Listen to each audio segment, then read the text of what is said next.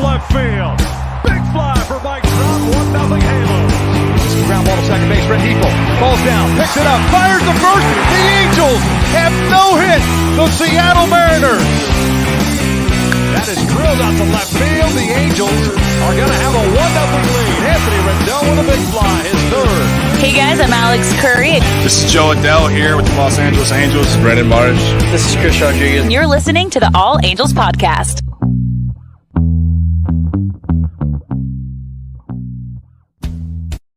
And welcome to another edition of the All Angels Podcast. I am Dan Garcia and joined with, once again, Mike Browne. Mike, how are you doing today? Hey, Dan, I'm doing well. Thanks for having me, man. So we're going to get to the preview in a sec, or the review of the series in a second, but we have you on to go top 10. So that's going to be at the end of it. So before we get to the A series, 4-game A series, Thursday was supposed to be Ohtani Thursday on the mound. Still the question of whether or not he was going to bat. Lineup comes out. He's not pitching, but he's batting. Then the lineup comes out again. He's nowhere to be found on the lineup. And then the lineup comes out again, and now he's batting. Real confusing. I would say it was about 45 minutes to an hour kind of time frame when all these like lineups came out. When you originally saw him, not pitching but batting, what was kind of your thoughts? Yeah, that whole process was very confusing because it had come out that he was going to start, and then he got scratched, and then Twitter started going into a panic of, oh my gosh, like he's scratched. What's happened? The last time we saw him, he had diminished velocity. Right. So what's coming in? Yep. What's going on? And then we saw that he was actually going to bat instead. He was going to be in the lineup. But then, it started to trickle out that there was some travel issues. The team bus, I guess, got stuck in traffic, and it seems like Ohtani and Suzuki, and I'm not sure who else, but I know it was Ohtani and Suzuki got on the wrong BART or might have missed a connection or a transfer. Either way, he didn't get his reps in time. So it was a pretty anxiety-ridden 30 minutes for me. It was a lot of ups and downs. So yeah, and obviously being Angel fans, you are all too familiar with like a late scratch followed by an IL stint for a lot of players. But yeah, they saw traffic on the Bay Bridge, an accident, so they knew that was going to take even longer. So they went to the BART system, the Bay Area Rail Train or whatever that stands for. I guess there was something went wrong too, and they got late.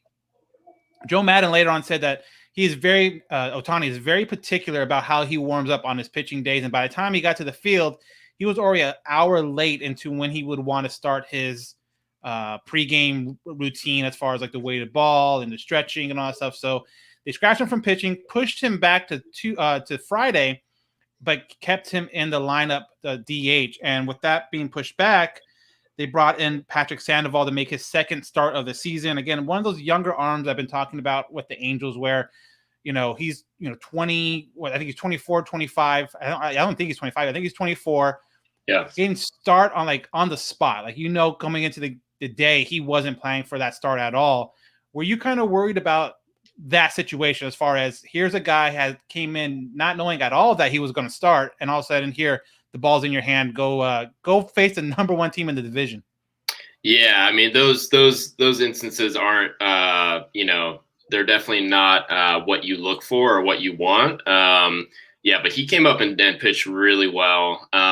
Sandoval's a guy that I've always thought had really good stuff, but then he'll pitch a few good innings, but then he'll have like the odd kind of blow up inning. And he's one of these guys, too, where you can see, like, when he makes a mistake or when he makes a walk, he's, like, very animated on the mound. Right. He'll kind of pace around a little bit. He'll, like, punch his glove.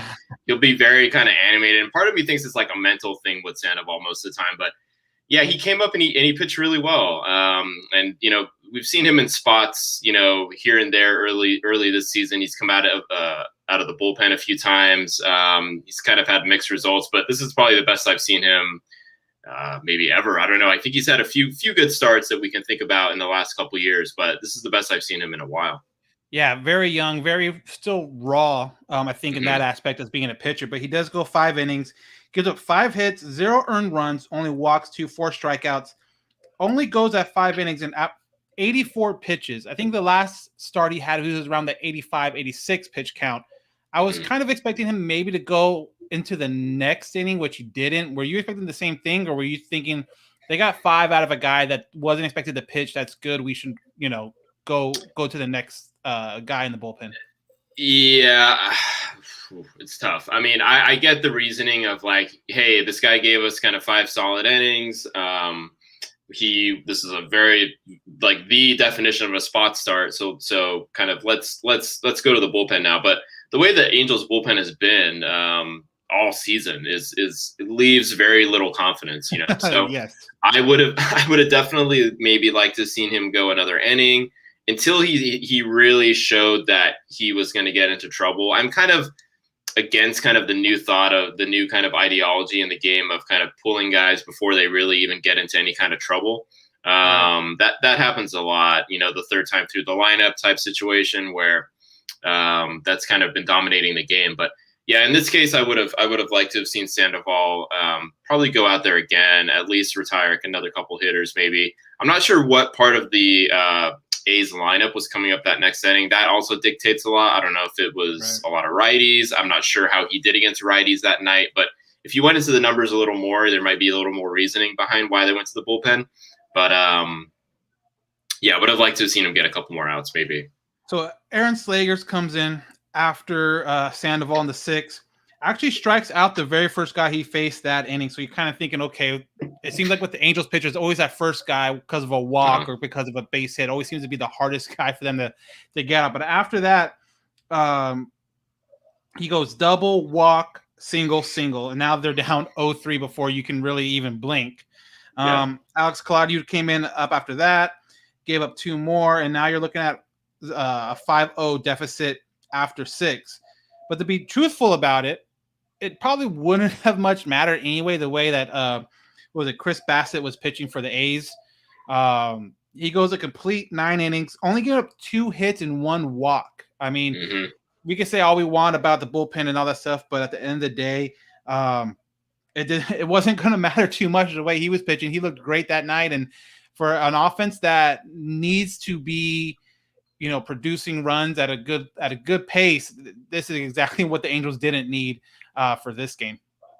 Yeah, he's been quietly over the last couple of years been probably their best pitcher. I think he got a playoff start last year against, I think it was the White Sox they played in the postseason. But yeah, he's really emerged as kind of a really quality guy. Doesn't really overpower you with stuff. He's kind of the prototypical kind of athletics pitcher where you're kind of like, probably wasn't like a high draft pick, kind of comes out of nowhere and kind of just really puts up a lot of quality innings. It's a guy like that the Angels have lacked for a long time now, with just a quality guy that's just going to give you start in and start out 6 solid innings. In this case, he gives them 9 innings of a complete game shutout. So, he was really good. He was dealing. Nothing looked comfortable from the guys in the batter's box, like I mentioned. Only giving up 2 hits and 1 walk. I think one of those hits too was like a soft infield, dribbler down third base where he just wasn't able to get to it. It wasn't like it was a hard hit single or anything like that. So 9 strikeouts again. Angels lose this game 5-0 to the team that leads the division, the Oakland A's. Friday now, because of the whole Ohtani traffic jam, if you will, he is now pitching this game. And it was very interesting because of something you said earlier about his velocity being down the last time he was out there on the mound. So this was obviously something that was a lot of people were watching. His velocity, from what I remember, got up there enough to where you feel like, okay, it's not an issue. It was maybe a dead arm, and maybe he's still kind of working back from, because from when I was watching it, from when I remembered, he was still getting like around the 94, 95, which is a ton better than I think he topped out at like 91, 92 last outing. So obviously when they were saying about him having that kind of dead arm issue, it seemed like it's legit. He never got on the IL. He never skipped an opportunity to bat. And he came out here and he did really well in this outing. I mean, I know he was hovering around 94, 95, like you said, and I think he touched like 97 or 98, especially in a couple at bats against Mark Canha. But yeah, I think more to that. There's more to that story, but he looked really good. he put up another quality start. There's part of me that wants to see that like 8 inning, 12 Ks, 1 walk, no earned runs type Ohtani. But like at this point, I mean, given what we saw of him, he's been great. Given what we saw of him last season in those 2 starts that he made where he really struggled and he ended up getting the arm injury that kind of shortened his season. He's been back to form. So, the velocity thing, I was concerned the first time around. This time, as you said, you bring up a good point. He might still be battling through a little bit of that dead arm, but at this point in time, it's obviously not an injury concern right now. So he's been good, very good. Yeah, you talk about Mark Canha. He goes Ohtani too. If you're an Angel fan, you haven't watched an Angel game with Ohtani, he is the most apologetic, courteous player I've seen in ever. Like he will. The game before this on Thursday, he's in the batter's box. He gets a time. It is fairly late. Like I will say that it was a late kind of time. He literally just looks straight out to the pitcher and is like so apologetic. Like my bad. I'm so sorry. Oh, I'm so sorry. Yeah, that was on me. It's like you never see that from anybody. You never see that from any player. And then a ball gets away from Canha, who is kind of up on the plate normally, anyways. I think he leads the league with hit by pitches. Yep. And then you see a little burst of, I don't want to say rage or whatever, but kind of like, come on. It's like, and credit to Suzuki gets in front of him real quick because now that Trout's out, he's the franchise. Until Trout comes back, he is the guy. And it was just the funniest thing in the world because you can never see Ohtani. Like if there's ever quote unquote an unwritten rules part of the game where he needs to beat somebody, I don't think he'll do that just because either he will and like be really sad about it later or just won't do it. But it was just so funny to see a guy like someone coming after someone like Ohtani. And even then, Ohtani was just like, okay, just give me the ball. I know nothing's going to happen. Right. Yeah, and you could see Canha was basically kind of at first he kind of like looked at Shohei and was like, come on, Show, let's freaking go. Like he was just upset. And then Suzuki got in his face. And then I think Canha eventually like calmed down and like realized that like, okay, that wasn't intentional. Maybe Canha just got like shook really quickly. Right. Of, like, I don't know. You've been pitching me like up and in, and like all these high fastballs. So maybe he just got shook real quick. But you could tell that like he knew in his head that like, okay, Ohtani's not trying to hit me here, obviously. Right, And it's really hard to dislike Ohtani. I mean, he comes across as you were saying, super like just super happy-go-lucky, loves playing the game. It doesn't really have like a mean streak in him. It's really hard to like as a player like get hit by him and be like wanting to charge the mound. I mean, that and he's like what 6'4", 230. Yeah. Like you see those pictures of him working out, his upper body is just you can park a bike. You can park a bike on his shoulders. It's like, yeah, do you know what? Right. Maybe not. But so he has a great outing, like you mentioned. He gets through 6 innings. Through those 6 innings, he only gives up 1 earned run. The 7th, though, he gets into a little bit of trouble. He walks the first 2 guys, which for Ohtani has always been the issue is that can he control the walks? Can he, quit giving free bases? Well, in the 7th, he gives up walks for the first 2 guys, then gives up an RBI single.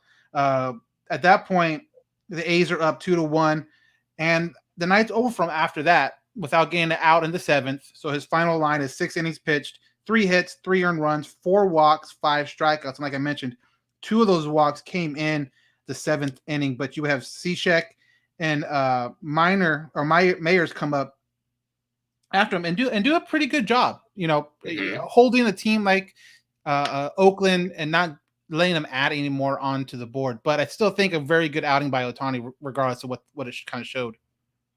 Yeah, for sure. As I was saying, this is another kind of quality start from him. And yeah, it's definitely, I think as the season gets on a little further, I think we may see like the 7th inning, kind of 8th inning outings where he's got 12 Ks, like I was saying, and like no earned runs and like a walk or something like that. But yeah, what did you say his walk line was for that start? 4 walks, right? And 2 of them, like I said, were in the 7th inning. So until that point, through 6 innings, he's only walked 1, getting up 3 hits. So you knew his stuff was back, his velocity was back.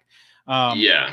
And we're seeing him throw less, or we're seeing less walks, which I think is positive. Because I remember those first few starts of the season, he was like walking like 5 or 6 guys and like striking out 8 or something like that. Yeah, it was like an 8 walk, 8 strikeout kind of performance. That's just not sustainable. So you figure that like once he got his feel, he seems like a real feel kind of pitcher in terms of like finding like the real like command for his fastball, especially because like there was a few starts early in the season where the first inning was just like really hard to go through with him, but then like second, third, fourth, fifth, sixth inning, he had kind of locked it in. So I think he's coming along. I think he's fine. He's been great.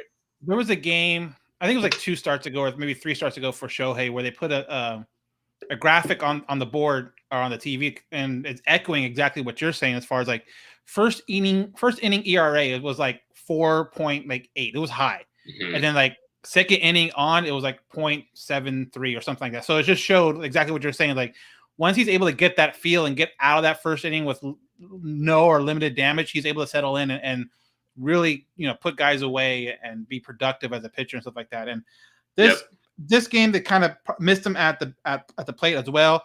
No DHing this game because they had a very limited bench with at this point, Jose Iglesias wasn't on the IL yet, still working through that hamstring issue from last week, but so that left them with like a 2-person bench. But like I mentioned, they probably could have used Ohtani DHing. They didn't get it. The team ended up going 1 for 8 with runners in scoring position and 6 left on base, which is kind of been the Angels' Achilles heel offensively. When you look at a game and they only score 1 or no runs, you tend to go look at that stat right away, and that stat is usually pretty damning. Besides the Chris Bassett one where no one got home base, so you don't have any of that stats. But normally it's the guy leads off with a double and then somehow still gets stranded there. 3 batters later. Yeah, it's tough, man. It's with these injuries that have really hurt the position players so far this season. We're down to depth pieces that we really don't want to have to kind of put in there on an everyday basis. The Taylor Wards, the Jose Rojases. The Lagareses, although all 3 of those players have shown a lot. Especially Ward. Ward. Ward has kind of made me like him a little more. I mean, he's not. I don't think he's an everyday player still, but they've all kind of had flashes of, oh wow, this is actually great. Jose Rojas. There was a stat the other day. I think Gooby mentioned it, or he mentioned it again today. 12 doubles for Jose Rojas. I was like, a double what? or nothing. Yeah, I was like, when is he? Where have these doubles been? How have I been missing 12 doubles? And I think he might lead the team in that. So, all these kind of depth pieces have all showed little bits of something, but on a consistent basis for a team that wants to be competitive and winning, we're playing them more than we need to, but it is what it is. What with the injuries to Trout, and of course we forget about Dexter Fowler hurting himself in the early in the season. So. Yeah, Dexter Fowler going down in like the second series of the season. Yeah. So I mean, like you said, that happened the first 10 games of the year, and it's been so many rotating outfielders now since him and Trout, and Upton has his days off, and you have Lagares, you have Ward, Rojas, Walsh was out there. John Jay was there for a little bit. Yeah. So it's just real interesting to see how this team is going to be pieced together with injuries, but.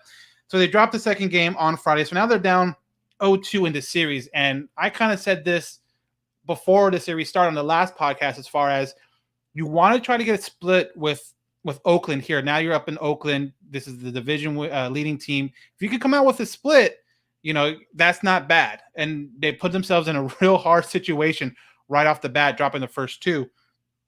Come Saturday, hoping to get a victory and, like I mentioned, split the series. Alex Cobb comes on for his second start pretty much since he came off the IL with that blister issue. And I was kind of interested to see how he was going to be and how effective he was going to be. Again, his second start back. The first one, you're kind of wondering if there's rust or just kind of working his arm back again. The second one, I was wondering how many steps forward he was going to take, and he took a lot of steps forward. He looked really, really great this outing. Yeah, Cobb.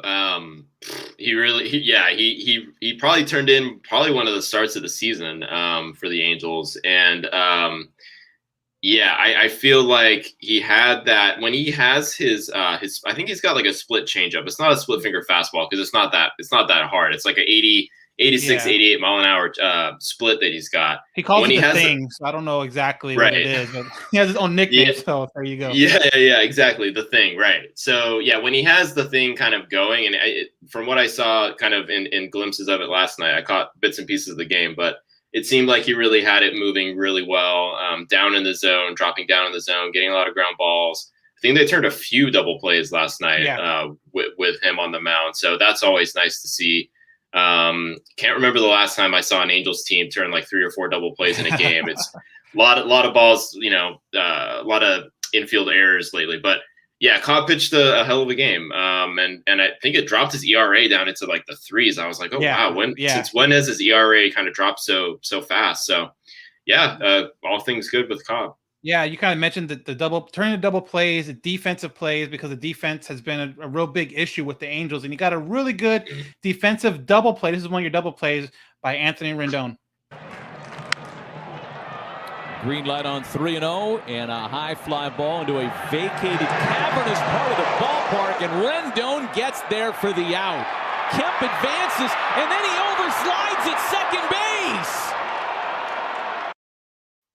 So there's one of the double plays right there. Anthony Rendon playing the shift. So he's over by where the shortstop is normally.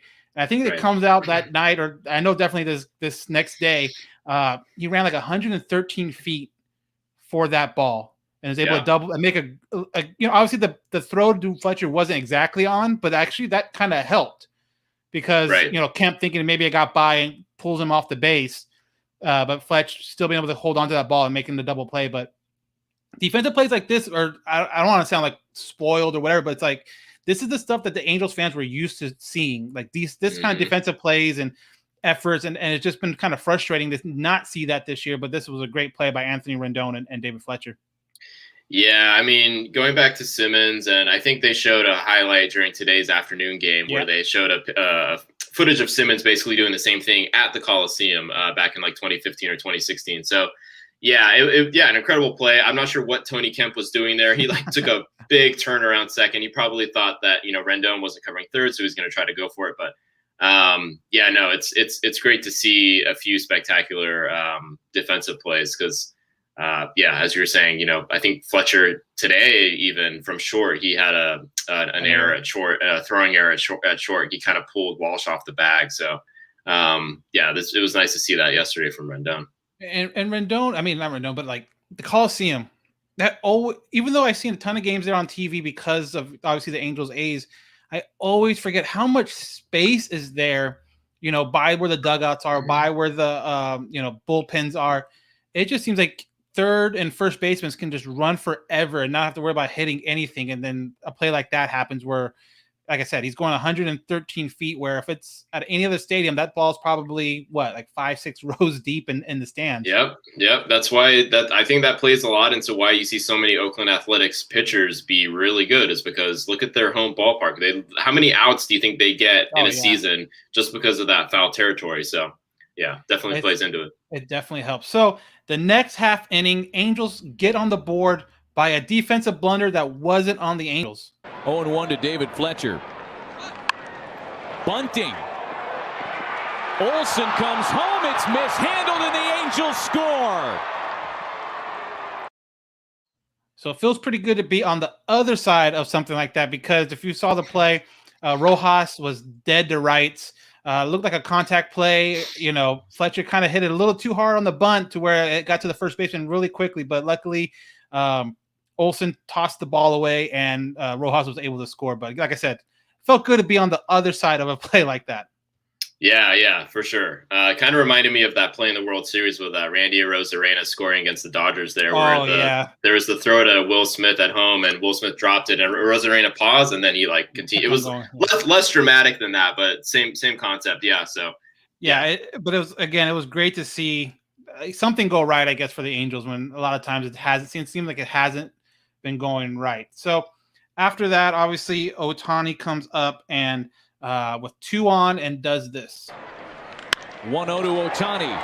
Into left field, a base hit. That's going to score Ben Boom easily. Fletcher comes around to score. 3-0 Angels.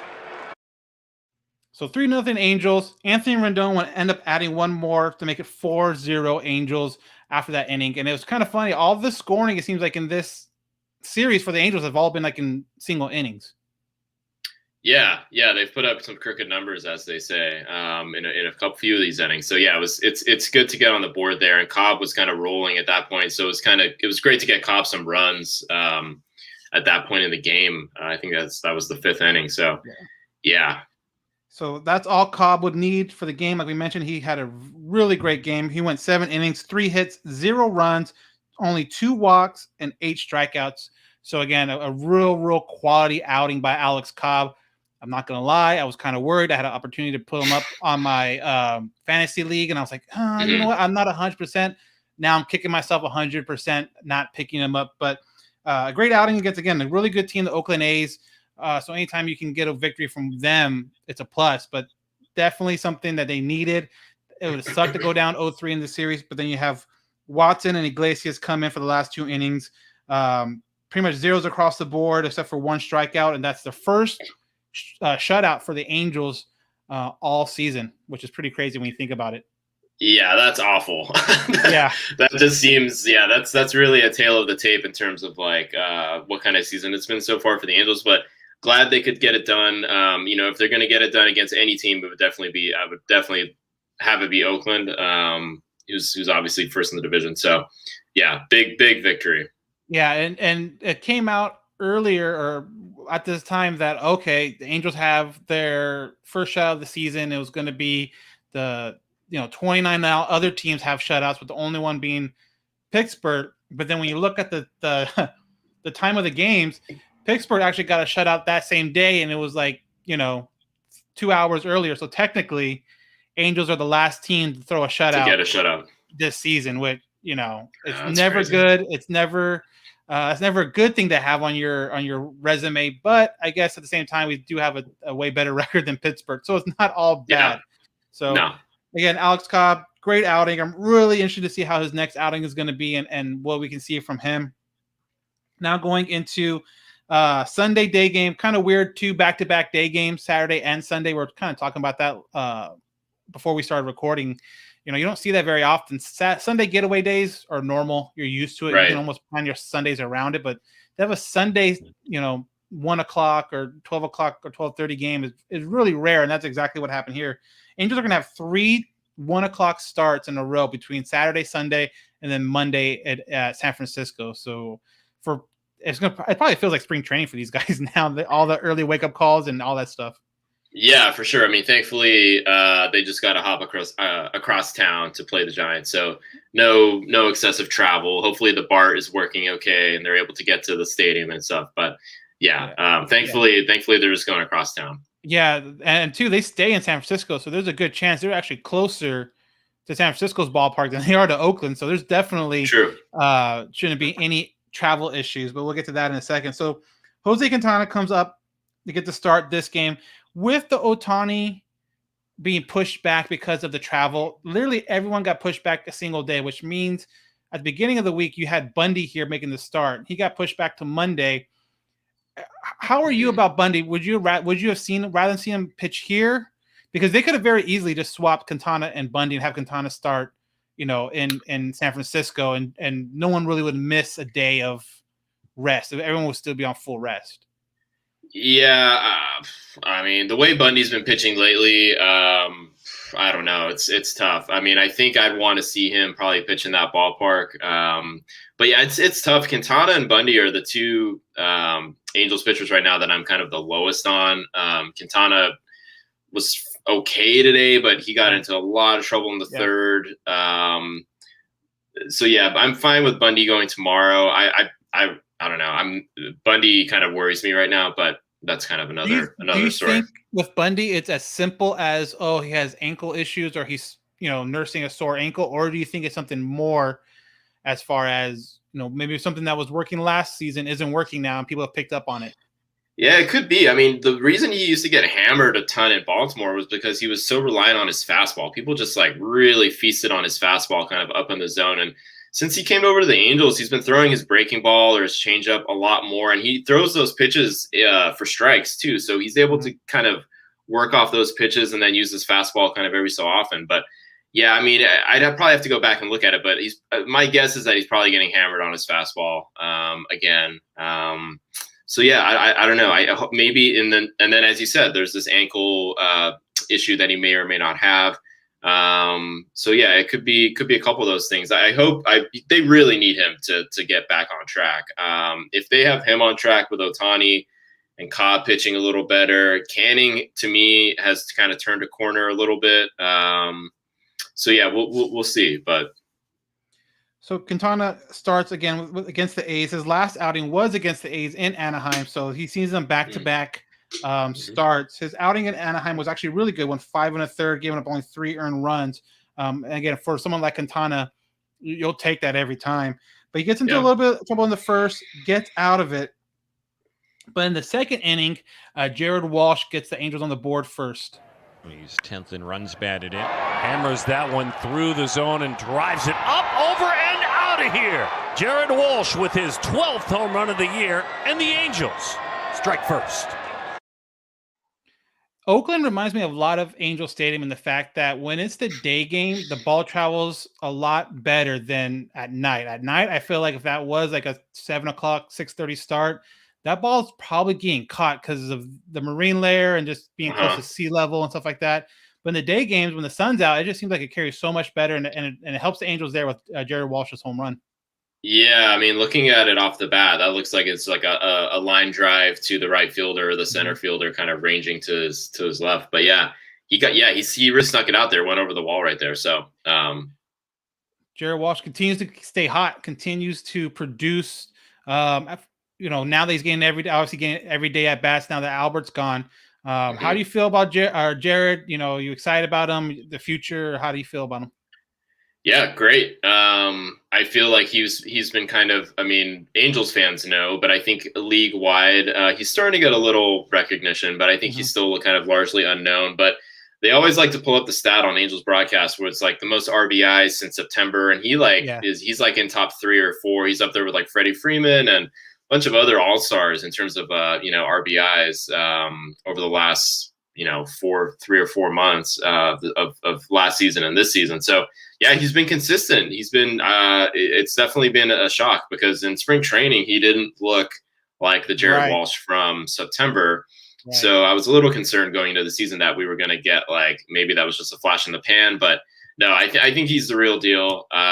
He may not be a 300 hitter. He might be like a 270 guy. But if he's like hitting 270 with like 25, 30 home runs. And, that's what today's baseball is anyway. So it fits in perfect.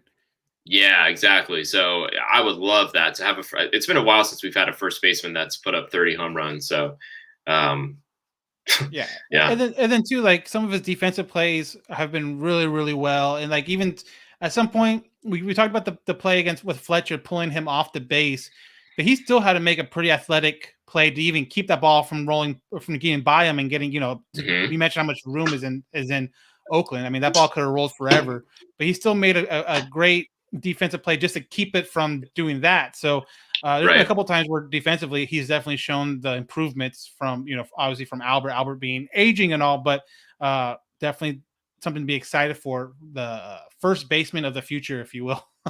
Yeah, he can pick it, and he's still pretty young. I mean, I think he's 28. He's like in that late 20s stage where he's about to enter his prime. And first base isn't super physically demanding, so you can play first base a lot. Albert's a perfect example. A lot longer than you could play, shortstop or even catcher. Geez, that's like a death sentence on your knees. But first base you can play for even longer because it's not so much physical exertion and not a lot of stress on the body. So that's something else going for him too, that position. Yep. So later in the inning, David Fletcher would come up with 2 on, and he does this. Fletch lines that one into left field. It is down. Over to play it is Pinder. A pair of Angels will score. The most clutch of all Halo hitters gets it done again. David Fletcher. It's 3-0. So Fletcher makes it 3-0. He's been batting in that 9 spot now for a little while. He seems to kind of turning it around a little bit more. When he does start getting hot, do you want to see him at the top of the order, or do you kind of want to like not mess with a good thing right now and keep him there at that 9 hole and use him to flip the order back over or line up back over? Yeah, I think I like him in the 9th spot for now. I mean, the way he's producing now, I think he's definitely a 9-hole hitter. If he starts to pick up the on-base percentage a little more, take more walks, be kind of the player that he was kind of last year and then kind of the tail end of 2019, I wouldn't mind him being a leadoff hitter again. But he's had kind of an up and down, definitely up and down kind of 2020. 2021. But yeah, he thrives in these runners on base situations where he's able to kind of just like flick the ball into play, put the ball into play and see what happens. So I mean, huge. He came up really big today. Definitely. And then Phil Gosselin, a guy that is still kind of underneath the radar, and he's still able to come up with some of these clutch at bats, and this is one of them. The goose is loose. Down the right field line. Here comes Fletch to score. Oh, Goose. Spread your wings and fly. So Gosselin, again, one of those guys that can play anywhere. He was playing left field today. You've seen him pretty much at every position in the infield. A good guy to have off the bench. And when he's producing like he is, when he does get those opportunities, a guy that you really want to hold on to and you value as a manager that can put him in different positions and him still come through. Yeah, he's one of these Joe Madden kind of prototypes, like when Joe Madden had Ben Zobrist, both in Chicago and in Tampa, where they play multiple positions, they come up with kind of good hits here and there. But yeah, he's great right now. He's kind of a great kind of utility guy to have. He's kind of a journeyman player. I think he spent time with the Phillies, a few other teams, never really caught on for any extended period, but just one of these journeyman utility guys. Every team has one. Every team needs one. Yeah. It just depends on how much they can end up producing. And yeah, he's come up in some good spots lately. So that would make the score 4-0 after 2. Jose would get into some trouble in the 3rd. Started with that error like we were talking about with David Fletcher, and then he would walk the next 3 guys in a row to obviously produce a run. Now the score is 4-1.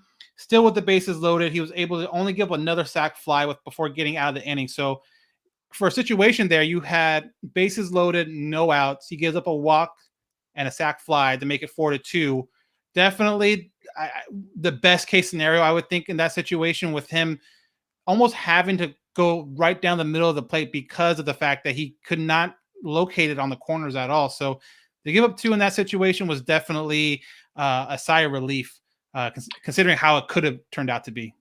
Yeah, it was not looking great for him in that stage. And I totally agree with you. I mean, at that point, just pump a fastball up there. You know, you're up 4-0 or you're up 4-1 after he walks in a guy. Just pump a fastball in there and let your defense, play behind you. As scary as that sounds with this Angels defense, but yeah, you can't be walking in runners. You can't be, walking as many guys as Quintana's been walking and expect any kind of success. Which is crazy because the first 2 innings he looked really sharp. So just one of those things. So you end up getting taken out. Would not see the 4th inning. He goes 3 innings, 2 hits, 0 earned runs because of the error. None of those runs are going to count against his earned run average, so technically his ERA is going to be dropped. But 4 walks and 5 strikeouts. Later on, Joe has come out since the game and said he has shoulder discomfort, so that's something to watch out for if there's an IL stint somewhere in the future, or maybe just a simple pushback. I don't know. So maybe that has something to do with it. Maybe not. Maybe that was something that he wants to kind of give him the excuse for. I don't know. But that's something to definitely keep an eye out for. But after that, Jose Suarez comes in to, you kind of breed him. You kind of brought him up as a starting pitcher. So you're hoping to get length out of this guy. And that's exactly what happened with the Angels. He ends up going 3 innings, no hits, 4 walks, or 4 strikeouts, and a very questionable walk to start that next inning. It should have been strike 3. Some of these umpires are missing real easy calls, but needless to say, he got 3 innings. He got through the sixth inning. Like I mentioned, he started the 7th, walked a guy in the 7th, and then he got pulled after that. But, Suarez, again, another young guy that the Angels have that can either develop into a bullpen arm or still have opportunity to develop into a starting pitcher. Yeah, I think the door is probably opening now for him to start some games, especially if Quintana misses any time. I think he showed today that against a really good and really patient Oakland A's team. If there's anything you learn from this series is that these A's hitters do not swing at balls out of the zone, or they take their good at bats. So Suarez looks like a good option to get some starts at some point this season, which is crazy. I would have told you were crazy if you had said that at the beginning of the season. Right. And listening to the game today, Darren Sun made a great point about Suarez. If he is an American-born kid, he's a senior in college right now. He's equivalent of, and he's already seen, quite a bit of major league time. Obviously last season, I think he only made like 2 or 3 appearances and got rocked in those 2 or 3 appearances. But even going back to the year before that, in 2019, I remember him making at least 4 appearances. And you think about how young he is, like I mentioned, if he's any other guy, he is, Reed Detmers age-wise. And look where Reed's at right now. He's in Double-A, still doing good, but still there. I mean, I'm sure if you put Suarez in Double-A, he'd be killing it as well. So I don't think the future is as bleak as some Angel fans think pitching-wise. I think there are young pitchers now, whether they develop or not, that's going to be a whole nother issue for a whole nother day. But you have the cards there. You just have to play them right. And like I mentioned before, you have Canning, Suarez, Barrea, Chris Rodriguez, Detmers. I feel like I'm forgetting another one. But anyways, that's like 5 or 6 main guys, pitchers that are all under like 25. If like 2 of those guys hit and become legit front of the end kind of rotation pieces, you're set. So you have 6 opportunities to get 2. And I like those chances for the Angels going forward. If they're able to fix the coaching staff situation now that Mickey Callaway's gone and get something settled there. Again, this will be, if they find a new coach next season, it will be like 4 coaches in 4 years, which for a pitching staff that's not great, doesn't help at all either.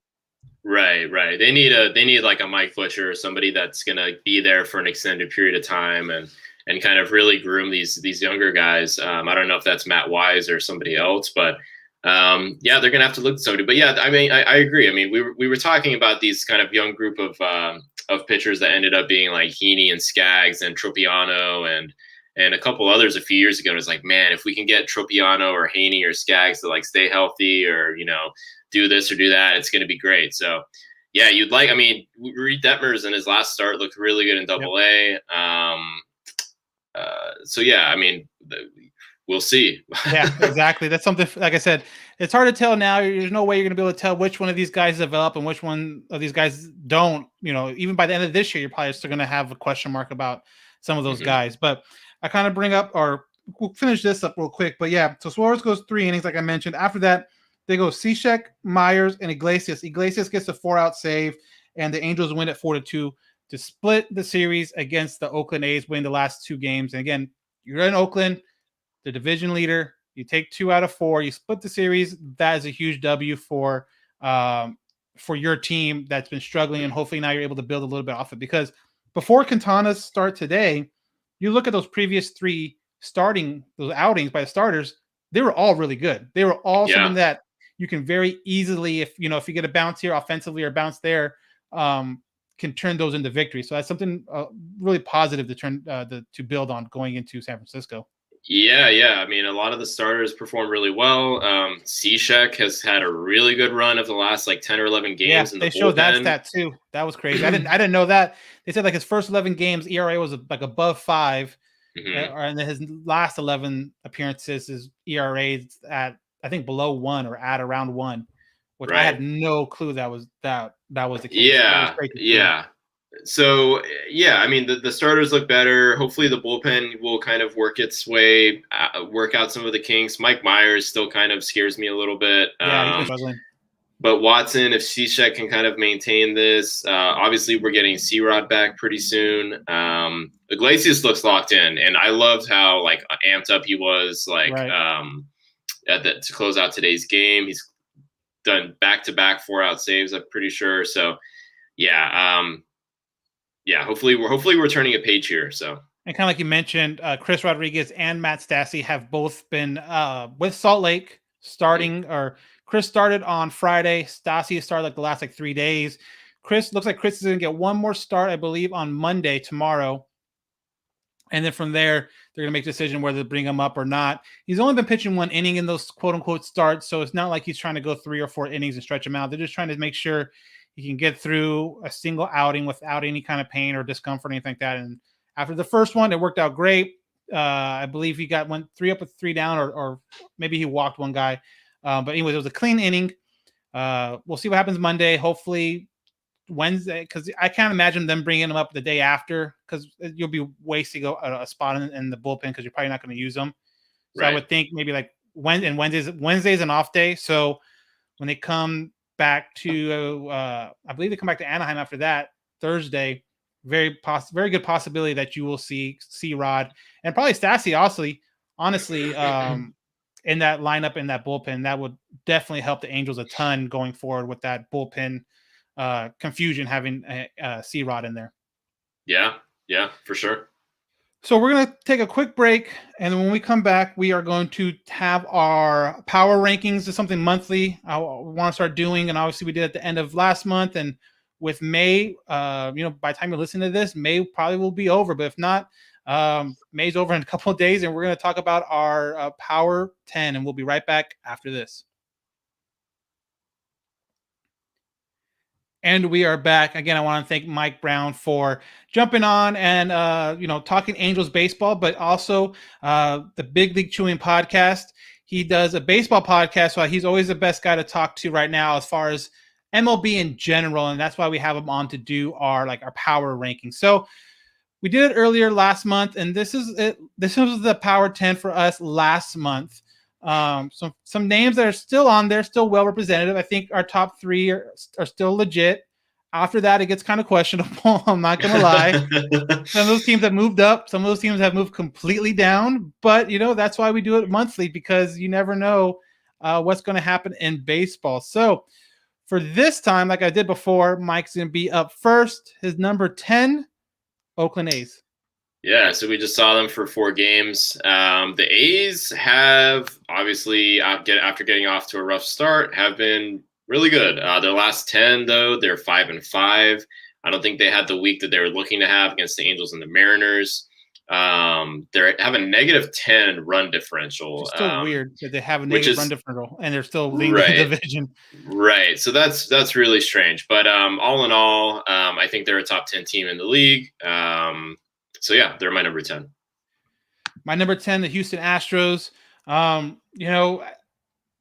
looked great today. I mean, they had a really good – again, these were kind of put together yesterday, but maybe I would have bumped them up when I saw the Greinke outing today against San Diego. But San Diego was able to take it to them. San Diego, granted, is a really good team. I'm still kind of interested to see how the pitching and if they can play consistent. It seems like they're one of the guys that is team that's kind of up and down. So I want to see them play a little bit more, but like I said, they're second place in the division, but the run differential is really good. So one of those things is going to have to change. Either the A's run differential is going to have to come up, or maybe the Houston run differential comes down, or maybe Houston just takes over first place. But very interesting to see. Your 9th place team, the New York Yankees. Yeah, so the Yankees got swept this weekend by the Tigers in Detroit, I believe. So which is crazy. Right, one of those baseball things where you can never really predict that was going to happen. Right, but they're still 3rd in the East. They're 4.5 games behind the Rays. They have a +10 run differential. Up until this Detroit series, they've been playing really well. Garrett Cole looks like he's on a Cy Young track. Corey Kluber pitched a no-hitter, but he recently went down with an injury. Mm-hmm. Not sure what the status is with him, but Garrett Cole looks like he's on a Cy Young track. Aroldis Chapman, I don't think had given up a run up until like a week ago. He may still have not given up a run. They look pretty solid again, obviously. Yeah, the Yankees I think are going to be in that East run, from now into the season. Like I can honestly see 3 teams from the East making the playoffs at the end of the year, and the Yankees obviously being one of them. My number 9 is the Chicago Cubs, which is kind of surprising to me when I was kind of doing research on it. I did not realize how much of a run they are in and how good some of their players have been playing. I mean, you're talking about Chris Bryant, who's batting above 300, batting 320 right now. But they are in first place in the division.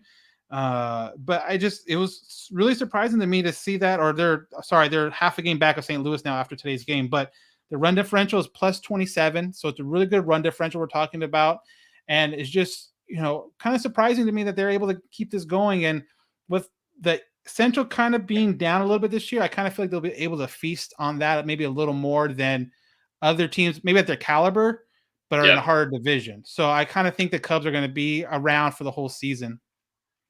Your number 8, Boston. Yeah, so we go back to the AL East here. So the Red Sox, after that series against Baltimore where they kind of scuffled kind of right out the gate, the first series of the season, they've been really good. They got a plus 54 run differential. Their last 10, they're 7-3. They're a game back of the Rays, who also make an appearance later on in my power rankings. But yeah, the Red Sox have been really good. They've gotten a lot out of starters like Nick Pivetta. Their lineup is insanely good with Devers, Bogarts, JD Martinez. I think Alex Verdugo is playing pretty well. That lineup doesn't really get enough love, especially with Devers and Bogarts. They're kind of forgotten. But this Red Sox team has kind of hung around probably a little longer than most people expected them to this season. They're 12 games over 500.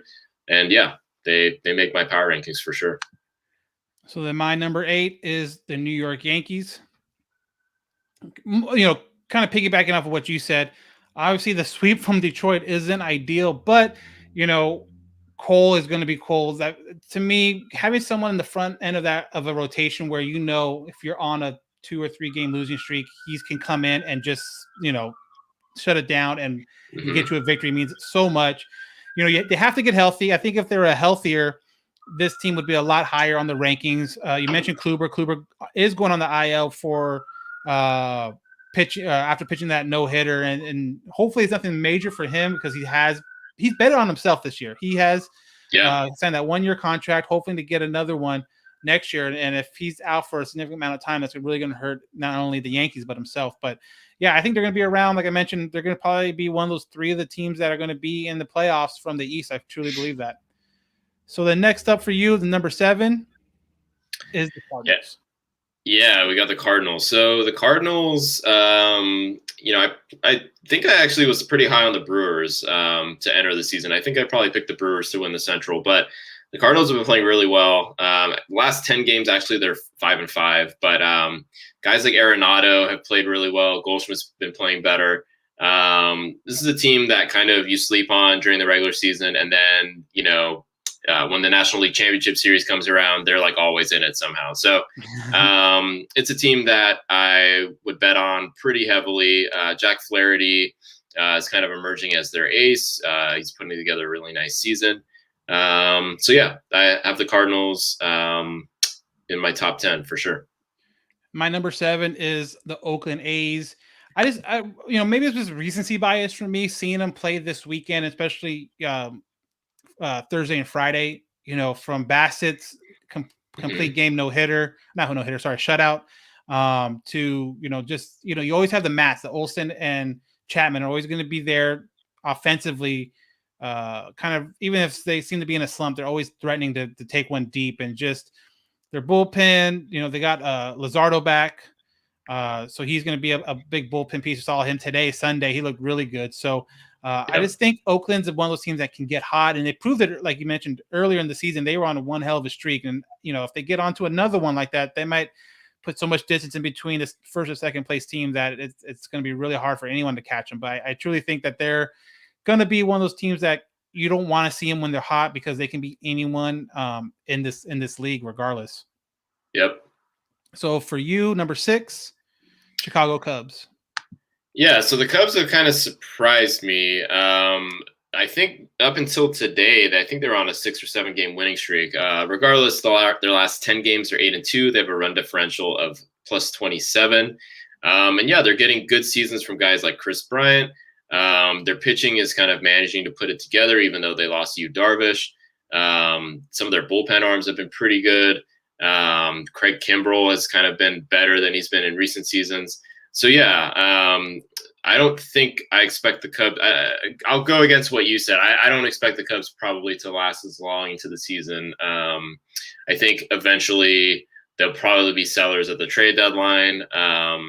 But for now, I think they're forcing the front office to kind of rethink what their plans will be at the trade deadline, because the fan base will be really upset if this team is as good as they are now and the front office decides to sell a bunch of pieces that are in the last year of their contract, like Chris Bryant. I think Rizzo might have another year. He might also be in his last year. But, either way, they make my top 10 for now.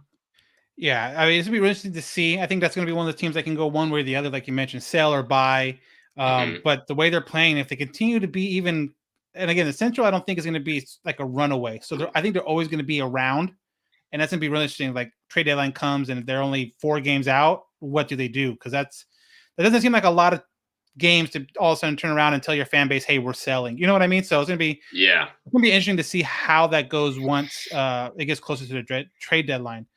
So my number 16 is the San Francisco Giants, a team to me that has been really, really surprising this year. I mean, you look at the division, the NL West, you got the Padres in first. And then you have the Giants in second, and then the Dodgers in third. They just got done. We're talking about this. They took 3 out of 4 from the Dodgers this weekend, and it has been a very good team, a very scrappy team. Like I mentioned, a team that was not expected, I think, to contend like they are right now. And honestly, for the Angels, it's going to be kind of a hard 2-game set against the Giants in San Francisco with Bundy against Cueto tomorrow, and then Heaney versus Alex Wood on Tuesday. So we'll see how that goes for the Angels, but this team is really scrappy and really play really good baseball. And then your number 5 team, we'll just keep on adding on to that, is the Giants. Yeah, so perfect segue. So, as you said, I mean, the Giants took 3 out of 4 from the Dodgers. They got another really good start out of Kevin Gausman today, although I think he left with an injury. Johnny Cueto's been really good. Anthony DeScalafani's been good. Alex Wood, I think, had been pitching pretty well as well. So, and then Buster Posey, after he declined to play last season because of COVID and everything, he kind of opted out. But he's really kind of come back really strong. Evan Longoria, who's kind of been really kind of below average over the last few years, is kind of having a above average season. They got a plus 64 run differential, and they're a half game behind the Padres, which is crazy. So I think by August we'll see this team kind of maybe in third place. I think this is probably a third place team. They're definitely better than the Rockies and Diamondbacks. Oh, definitely, yeah. But I don't know. They're sticking around. Something about the Giants where you just, I don't know. You never count them out, even though Bochy's not there. But they have a lot of those same guys there from his era, and they were able to continue to play, like you mentioned. Buster Posey, 10 home runs. Brian Crawford, I think, is underrated, 11 home runs right now. Longoria is leading the team in average and batting average. So this team is a lot more scrappy than I think a lot of people thought coming into the season, myself included. So my number 5 is the Chicago White Sox. Not just because of their new uniforms that they're going to have, the City Edition uniforms that came out. Those are nice. Those are nice. A couple days ago, but so maybe that gave them a little push. I don't know, but and talk about uniforms. I could have gave the A's a bump for those Kelly Greens. I love those Kelly Green uniforms they wore all weekend. But anyways, obviously it's kind of crazy to see the White Sox doing as well as they are with all the injuries they've had. Like Eloy obviously is going to be out for, I think, a significant amount of time, but they're still able to produce, good people in the lineup. I mean, Mercedes, where did he come from? Right. When he's not cracking 0-3, softballs, he's still producing, So I think the White Sox are just, are a really good team, have a bullpen. And that is also your number 4 team. So I'll let you go even more into it. Yeah, the White Sox, after that series with the Angels, they've been, they've been playing really well. They have the Carlos Rodon no-hitter. All their pitchers are kind of clicking at this point. Lance Lynn has been really good. Lucas Giolito, who's kind of their ace, has kind of been up and down, but still been pretty consistent. So, and of course they added, what's his face is the closer? Liam Hendricks. Yeah. Right. So they're kind of playing as they should should have been playing on paper kind of entering the season. So 12 games over, they have a plus 80 run differential, which might lead all of baseball. No, it's second to the Padres. So they're second to the Padres in run differential. So they're winning big. This team, I think, is probably going to win the division. Oh, yeah. They're already 3.5 games up on the Indians. Obviously, 3.5 games isn't anything crazy in May, but I feel like that's how good this team is to like, I could probably circle them as winning that division unless they get some crazy injuries. And this is a team that's already undergone a lot of injuries. They lost Luis Robert, Eloy Jimenez, maybe somebody else, but yeah, it's they've really been battle tested and they've come out very strong. So yeah, I think the White Sox, if at the end of June you see them now all of a sudden 8 games above the next team in the division, I don't think that would shock a lot of people at all. I think they can just obviously grow from their lead. Number 4 for me is Boston. You kind of mentioned their lineup. I think their lineup is so underrated. They can put points up quick. JD is, people are talking about JD being back to where he was before now that he's able to look at his at-bats after his at-bat. Before last year, because of the whole cheating thing, they kind of got rid of all the technology in the dugout. So meaning no one could go down to the film room and kind of break down their at-bat and see what happened, see what he did. Now that they brought that back, and now it's all on tablets. Now it's all like MLB is the one organizing all of it to where you can't technically get your at-bat to the next half inning. But ever since then, he's been turning it around. JD has, and I think, like you mentioned, Verdugo and all those other, I almost said Betts, not Betts, but all those Devers. Yeah, those guys are just absolutely killing it. And then pitching too, I think Eloy Jimenez, or not Eloy. Damn, I'm always confused by the last one. Nathan Ivaldi, I think, is going to turn it around. I was really surprised about their offense more so than anything when the Angels played them. When I started looking at it and trying to figure out a hole, I guess you would, in their lineup, and I just had a hard time finding. And I think they can hit their way to contending for the East title this year. When I think a lot of people weren't expecting it, but I definitely think it's going to be on the back of their lineup for sure. And then your number 3 team is the Dodgers. Yeah, so after kind of a shaky kind of streak there, kind of around the time that the Angels played the Dodgers were kind of going through kind of a real rough patch. They've kind of turned things around. Obviously, this weekend series against the Giants is a huge step back, but ultimately, I think this is obviously still one of the better teams in the league. Their rotation, even after Dustin May is kind of out for the season with Tommy John, is still top tier. They're getting healthy. Cody Bellinger is back over the last couple of games. He's been back. Zach McKinstry, who is one of their kind of roving utility guys, he's back. Obviously, they got Pujols over there now, but they're getting a little healthier. They're getting healthier in the bullpen as well. I mean, it's still one of the better teams, even though this Giants series, I think, is kind of definitely a wake up call. Yeah, I completely agree. And then my 3rd team is also the Dodgers. I think anytime you have, Bauer, Walker, and Kershaw, in your rotation, you're automatically going to be, in one of those top 3 spots, because you're just going to have so much pitching for you. And then, like you mentioned, they're getting healthy now. Bellinger, Pujols has turned the clock back like at least 1 year, looking a little better now that he's in Dodger blue. But it's good. Again, it's gonna be real interesting for guys that like Bauer, for example. Like, he came in to win. He said it so many times, but now that they're struggling, now that it's not going to be. Everyone was talking about the Dodgers coming into the season. Can they break Seattle's win record throughout the year?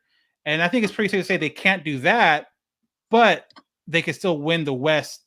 But it's going to be a lot harder. I think a lot of people thought, with San Diego, and then, like we mentioned too, the Giants are gonna, even if the Giants kind of fade, it always seems like you're not gonna want to play the Giants late in the season when you have to win, 3 out of 4 to clinch a spot, because the Giants will wreck you. Like, they will either win a couple of games or make you work a lot harder than you would plan to, and maybe ruin your next series of how they play you. So Dodgers are always going to be in there. The top 3, I think my top 3, I could have changed any kind of order. That was kind of hard. But going into your number 2 team, not Devil Rays. Damn, I'm getting names all wrong today. The Tampa Bay Rays. Yeah, the Rays. They're like we always say this. It's like they're the Athletics of the AL East. They always find a way to get it done. Their last 10, they're 9-1, 14 games over 500, plus 61 run differential. They've been getting it from kind of the usual cast of characters that aren't really household names, but still kind of get it done. Yeah, still there. So this team, I mean, they're a game above the Red Sox right now in the East. But yeah, I have them so high up just because of this last 10 games. They're 9-1. They've been on a hell of a streak, and it doesn't surprise me. They'll definitely get a wild card, if not maybe win the division. So Yeah, exactly. That's and I'll just go right now because my number 2 team is also the Rays. But like you mentioned, the streak they're on. I mean, you look at the schedule. They swept the Mets, swept Baltimore, swept Toronto, which Toronto I think is a good team too. I think Toronto can be like in that, if we were to extend it out a little bit, like 11, 12, 13, I think Toronto would find its way in one of those. So sweeping Toronto isn't like, ho hum. Like they swept Toronto, a good Toronto team that's really playing good right now. They lost one against Kansas City, but then win 2 against Philly. And it just seems like, this team has it rolling. Like you mentioned, the A's. The A's can get hot at any time and roll off, 15 out of 17 kind of a deal. And I think the Rays, are the same way. And they're doing it with cast of characters where us on the West Coast, unless you really look deep into that rotation and look deep into that lineup, you're not going to know a lot of names by just like household names. So, but they're getting it done. And that's a big credit to them. But yeah, as of right now, I definitely have them in the second spot. Again, I think it's a 3-horse race in that East. It's going to be the Rays, the Sox, and the Yankees, and maybe Toronto makes it interesting later. But I definitely think it's going to be those 3 that are going to come down to the end of the season with the division. So your number 1 team kind of makes it easy now by process of elimination. San Diego Padres. Yeah, so I mean, this is a team that I think took 2 out of 3 from the Astros over the weekend, and last night's game was actually pretty close, but I think the Padres ended up kind of blowing them out. They blew them out in the first game as well. It just shows you kind of the Padres can hang with like teams that are as good as the Astros. Obviously, we know they can hang with the Dodgers. Tatis is back. He's been back, but he's producing at a high level again. Will Myers has been producing at another high level. So they have this kind of cast of guys that are very strong. Their bullpen, not a lot of household names, but you got Mark Melancon, who's their closer, who has been super dominant this season, mixed in with a nice cast of kind of other supporting relievers. Obviously, the Darvish trade helped a lot. Blake Snell has kind of been plus and minus. He's kind of been up and down. And then Joe Musgrove he's probably been the biggest impact pitcher for them so far this season, picking him up from the Pirates. So the Padres are real. I think this NL West is going to come down to the wire. I think it's going to come down to the Padres and the Dodgers. I don't think the gap between them is as big as we think or we thought previously. I think whoever wins that division will win it by maybe 2.5 games, 3 games tops. Definitely. There's not a big margin. Yeah, and then too, I'll just say it right now. My number 1 team obviously is San Diego as well. Tatis, even with the time missed because of that whole COVID situation, he's still leading the team with 15 home runs. And the absolute bomb he hit was a Saturday night to tie the game, 2 outs in the top of the 9th, like something that as a kid you dream of. It's like, I'm gonna hit a bomb to tie the game up late, and that's exactly what happened. Pimped it out. Love that. I love his energy. But this team can play, man, and it's going to be a lot of fun to watch. Obviously on the West Coast, so it's going to be a little easier for us to watch it. But this run to the finish with obviously the Dodgers, San Diego, and then if Giants, if they can stay in it. But I honestly think, like you said, it wouldn't surprise me at all if the winner of that division wins by a game, and it comes down to that last game of the season, and for everything. And I don't know.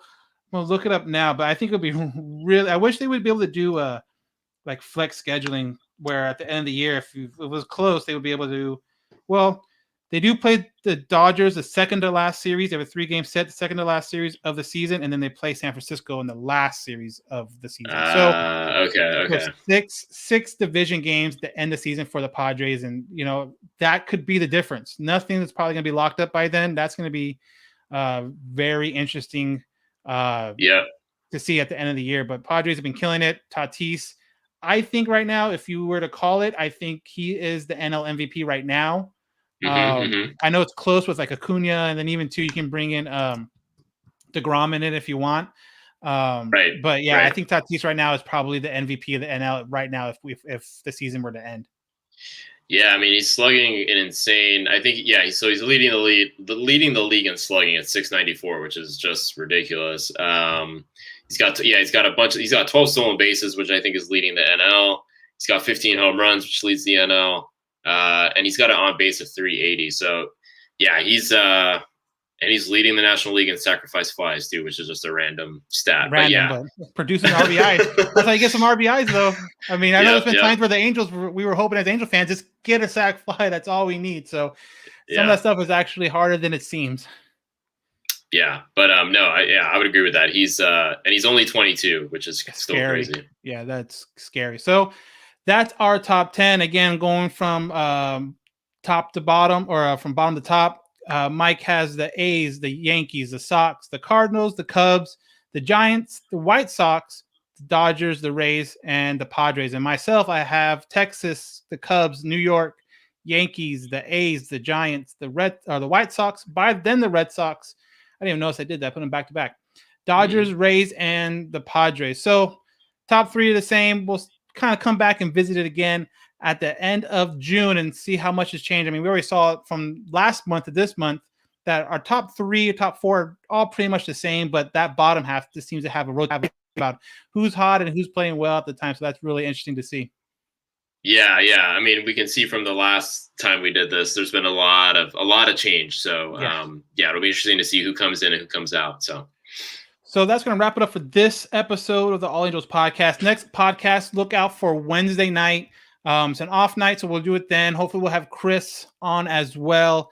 Being a teacher, it's graduation season, so he's been really running around doing that. So hopefully we'll get him back next week, again, Wednesday night. Or you can download it either that night, late that night, or Thursday morning before the Angels play. And you can find it all on Spotify, Apple Podcasts, anywhere you get podcasts, and also here on YouTube, Facebook, and Twitter, where we do the live stream. So definitely check it out. I want to thank Mike Browne again for jumping on and not only talking about the Angels baseball, but talking about MLB baseball in general. So go ahead and plug anything and everything you got going on right now. Thanks, Daniel. Yeah, it's always a good time coming on here. So you can find my podcast anywhere you listen to podcasts, Big League Chewing. You can find me on Twitter at ChewingCast. We're going to come back pretty soon with some new episodes, so stay tuned for that. And yeah, thanks for having me on again. So quick shout out. If you're listening to this podcast is over. So now you can go on and download Sunday League, the podcast. I was on there this last episode. So that comes out Monday also. So if you're listening to this on Monday or Tuesday, their episode's already out with me on it. Definitely check that out. Again, the Sunday League, the podcast. I jumped on there. A lot of fun. Those guys are a lot of fun to hang out with and talk baseball. So definitely check that out. And as you know, we have a charity event coming up in June. We'll have more details coming up with that. Follow our social media feeds at Halo_Haven on Twitter and on Instagram. And then always, if you have any questions, comments, or concerns, you can email us at allangelspodcast@gmail.com. Again, that's allangelspodcast@gmail.com. So I am Dan Garcia, and for Mike Browne, this has been another edition of the All Angels podcast.